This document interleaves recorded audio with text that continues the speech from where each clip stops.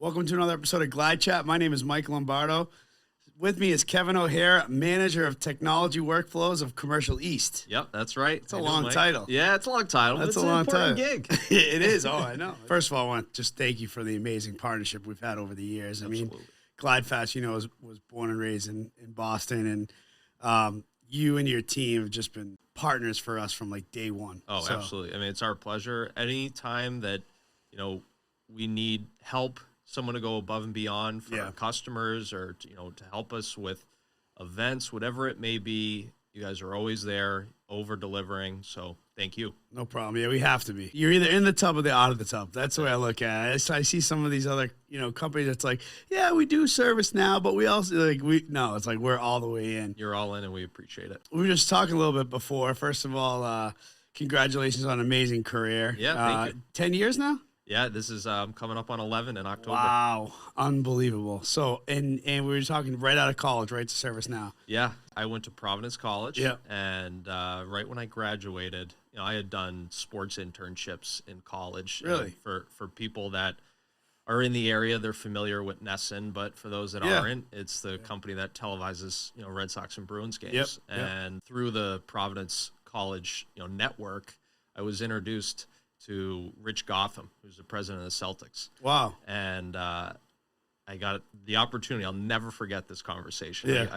I was talking to him, and I was expecting it to be, 10, 15-minute, hey, kid, but it ended up being a 45-minute conversation. Wow.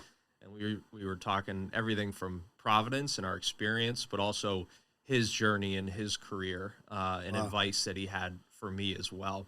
That's awesome. At the end of that conversation, I had just asked him, if there's any opportunities that come across your desk, please let me know and please keep me in mind. And I took it as, it's a shot in the dark. Yeah. This guy just spent 45 minutes with me, and it was really a couple days later. He sent me an email. Wow. And I was introduced to Kevin Haverty, and the rest is history. That's unbelievable. I'll never forget it and try to pay it forward every time I can. So did you want to get into like sports in college? That's what you're kind of thinking? Or? I think everyone at some point once has that dream of, having a microphone like this and calling highlights on SportsCenter. That's awesome. But I really didn't know. Yeah. And actually, one of the things that Rich had said to me that has always stayed with me, when you're young in career, you may not know exactly what you want to do, but when you're looking for that first company, try to find a great company.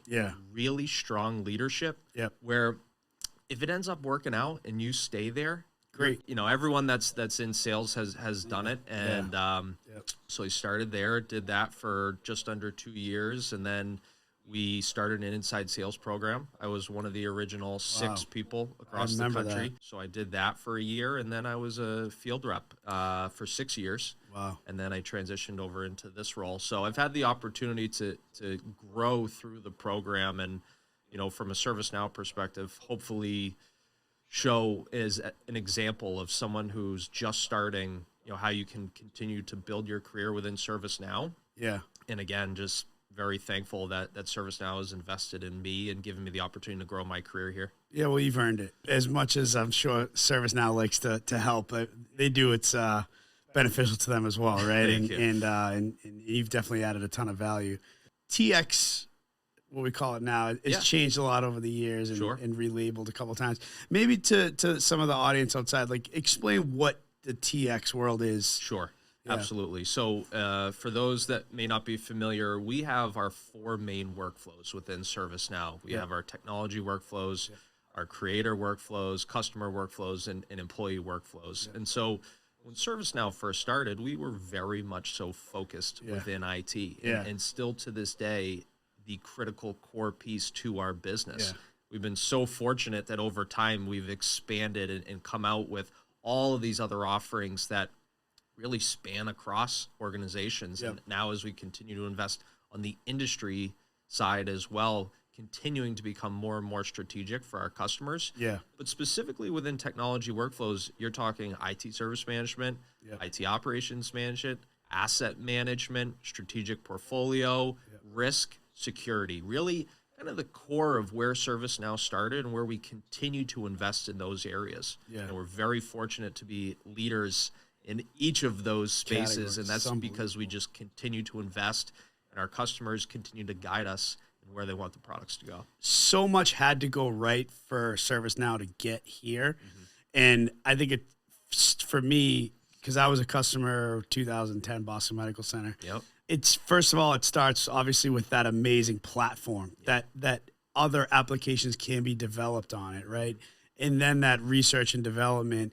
And then to your point, listening to customers, and like now it's SPM, but when PPM first came out, it was like just a form, you know, and then like they just let customers run wild with it. And I saw just amazing innovations done by partners, by customers.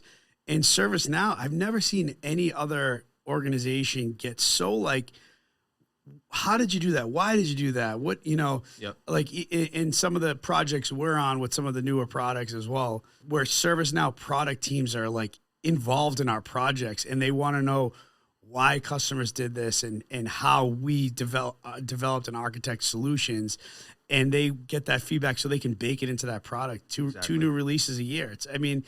It's like, where does it end? Because it's just gonna it just keeps getting better and better. You know, for all of our sake, I hope it doesn't. It doesn't. I don't. I mean, just the innovation is just constant. Yeah, I think where I see it headed, and we continue to invest in this space, is how can we continue to get more strategic, solve more and more complex problems that our customers face day in and day out. Exactly. And as long as ServiceNow can continue to have a platform that can adapt and really face everything from the most simple challenges to the most complex, and if we can continue to support our customers in doing that in an effective manner, then the sky's the limit. It's a win-win.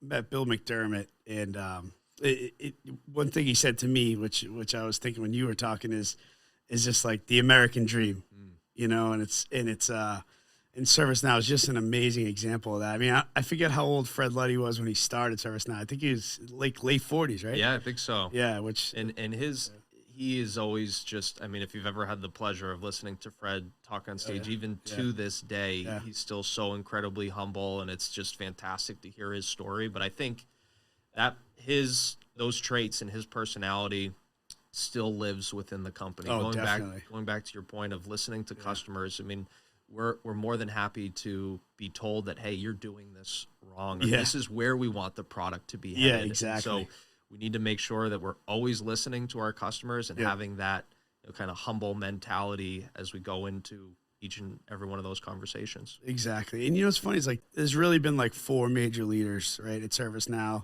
Luddy, Slootman, Donahoe, and now Bill. Exactly. And it's funny how all different they all are, you know? Totally.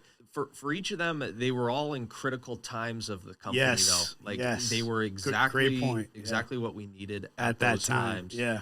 And it really is a perfect formula that has allowed for ServiceNow to get to where we are. Yeah. We're so fortunate to have Bill as our leader right now, and just to listen to him talk and how he motivates us, but also how engaged he is with our customers and how passionate he is about ServiceNow and the ServiceNow community. Yeah. It jacks us up every day, that's for sure. So I have a theory. I'm a conspiracy theorist. We stole something from Bill, and he stole something from us. So I stole organic innovation from him. I love that phrase, organic innovation. Yeah. But he stole "Let's Go" from us. Hey, we invented "Let's Go" from the rooftop.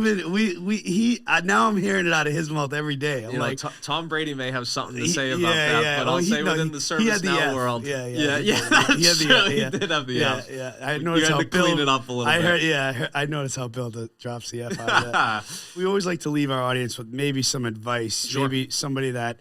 You know, how many ADRs does ServiceNow have? Oh, I mean, God, it's got to be hundreds. It's got to be many. It's got to be close to the thousands, right? What's some advice you could have? Because to your point, it is a little frustrating cold calling, I'm sure. And, you know, a lot of people probably feel like maybe this isn't the right career for me or hitting that roadblock. What's some advice you could give some of those people early on in their sales career that want to get to the next level? Absolutely. So every time I'm having a conversation with folks as an ADR or SDR, I liken it to in baseball, right? It's a long season. There's ebbs and flows. You're going to go through slumps. You could have the best email ever written, and guess what? It doesn't get read. But you could have one that maybe isn't so great, but the timing is right. So it's important to make sure that you're just doing all of the right things and putting the time in and the effort.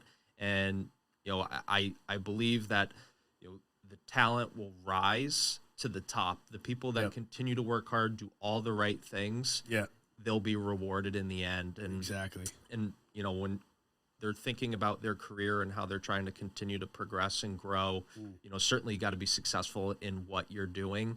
But communicate what your aspirations are and what you want to do. Talk to people, make yourself visible. And, I know in my own personal career, I've been very fortunate to have mentors throughout ServiceNow that have invested in me.